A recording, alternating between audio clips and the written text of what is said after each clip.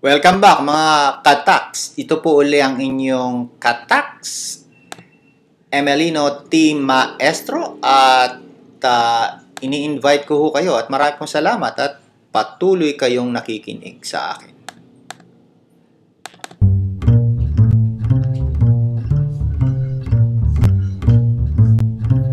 Pinag-uusapan po natin itong bagong balita. Balita na ang mga gold trader na nakabase sa Mekawayan ay unti-unti na raw pong lumalabas at kinakausap po ang mga taga Bureau of Internal Revenue para voluntarily magbayad po ng buwis. Ano po? Pag-usapan muna natin yung naputol nating pag-uusap kanina na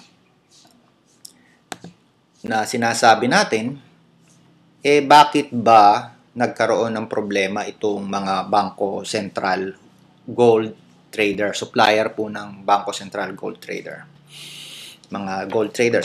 Ang nangyari kasi dito, so pinipilit ng Bureau of Internal Revenue, ito po yung bali-balita, subject for confirmation, na ipakita sa Bangko Sentral, ipakita ng Bangko Sentral ang listahan niya ng mga gold traders na nag-supply, ng mga supplier niya. Ayaw pumayag. So, ang ginawa ho, naglaban sila ngayon.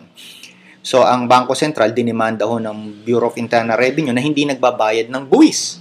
At nanalo naman itong Bureau of Internal Revenue. Isa sa mga naging compromise agreement is i-provide ng Bangko Sentral ang Bureau of Internal Revenue ng mga confidential informations.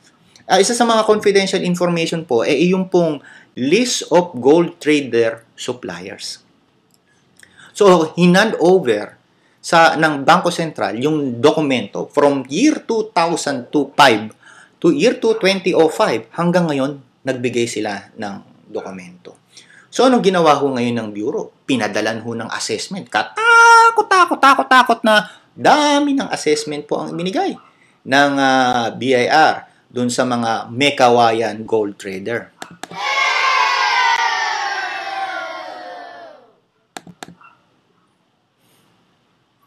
So, ano nangyari nung ginamit ho ito ng BIR? So, inassess po yung mga gold trader sa Mekawayan from 2005 hanggang 2010. Ayan. So, nung inassess, ako nakakita ako na assessment. Mamaya natin di-discuss yung assessment. Doon muna tayo sa ginawa nila. So, nag-assess sila. So, ang balita ko lang po ito na isasama kanila sa tax evasion list kung hindi ka susunod sa gusto ng mga nag-assess. So, ang hinihingi ata ito po yung bali-balita lang na kumakalat. Alam niyo naman, pag merong apoy, may usok. Ang nakikita ko lang po, usok, pero hindi ko po nakikita yung apoy. Ano po? So, sana yung mga... Ano niyo naman akong ibo? Nagsasabi lang naman ako nung nalalaman ko at kung ito yung alam ko, siguro dapat nating kunin. Kunin natin yung panig ng mga taga-BIR. Kung sino man yung taga-BIR na nakikinig sa akin ngayon, ni-invite ko po sila na tumawag sa aking Skype user ID, Emelino T. Maestro. Sorry po, mali yung ID ko. Emelino.maestro, point maestro. So, para mapaliwanag ninyo yung sarili nyo, ang balita ko ganito, sir, Ang sabi doon, ang sabi-sabi, allegedly, di umano, humihingi sila ng from 5 million to 15 million kada isang taxpayer. Dapat liwanagin yan ng ating mga taga-bureau kung totoo yan. Pero yun po yung bali-balita. 5 million to 15 million. So, dapat pong imbestigahan yan ng ating mga... Ito yung bali-balita, usok. Pag may usok, definitely may apoy. Ang nakikita ko pa lang, usok. Hindi ko alam kung totoo o hindi totoo. Pero ito po ay magandang lead para sa mga nag-iimbestiga katulad po ng Civil Service Commission at ang Office of the Ombudsman. Ang balita ko, sabi nila, pag hindi ka raw nagbigay ng 5 million o tumanggi ka sa pagbibigay ng 5 million, lahat ng negosyo ng iyong kamag-anak ay isasama. Ay nako, napakatindi nun. Pero kung totoo man yun o hindi, bahala na ang Panginoon at bahala na yung nakakaalam. Ano po? Yung may mga resources. So balik po tayo rito sa ating pinag-uusapan. No? Yung po'y bali-balita lang, bahala na po kayong mag-confirm. So itong mga BSP trader na to, natakot. Yung iba, hindi umaattend sa kanilang hearing. 'Di ba? Dahil hindi nga nila alam ang kanilang gagawin. So, ano ba dapat gawin? Ang nangyari dito, wala nang nagbebenta ng bara-bara ng ginto sa Bangko Sentral. Bakit? Kasi pag pumasok ka raw sa Bangko Sentral, ang unang mong makikita, sabi nila, yung BIR official. At pag pumunta ka doon, bibigyan ka niya ng excise tax return. Pagbabayarin ka kagad ng 2%. O hindi tatanggapin ng Bangko Sentral yung iyong binebentang ginto kung hindi ka magbabayad ng 2%. Tanong ni Jan, magkano nga ba ang kinikita ng mga gold trader? Ang bali-balita uli ito lang, ibali-balita. Sabi nila, hindi nga kami kumikita ng 1% dyan. Malaki na yung 2%. Swerte na yon, bonus na yon. Para ka nang nanalo sa loto kapag naka 2% ka. Ang laban dyan, sabi niya, mabilisan.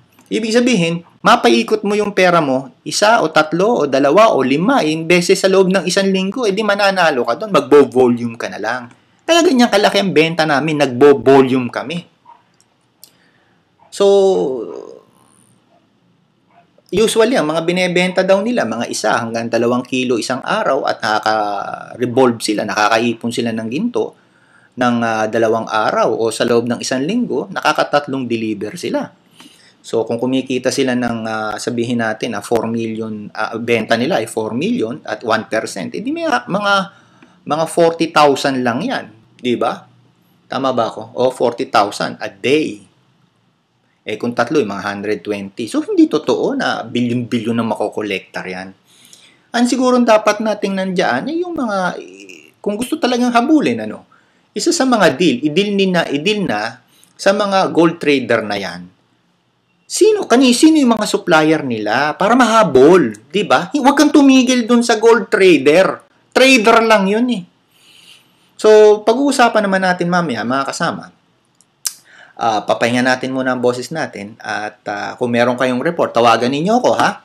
Tawagan ninyo ako sa aking Skype user ID emelino.maestro at maki-share kayo ng inyong mga opinion, suggestion, complaint at lahat ng nasa isip ninyo.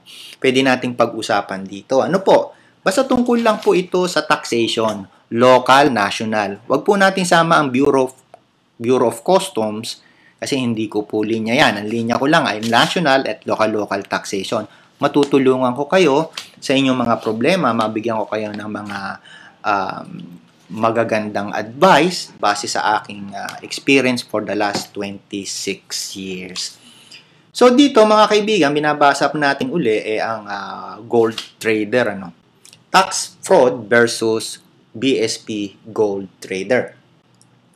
So ang tanong ngayon dito nanalo ba ang BIR nung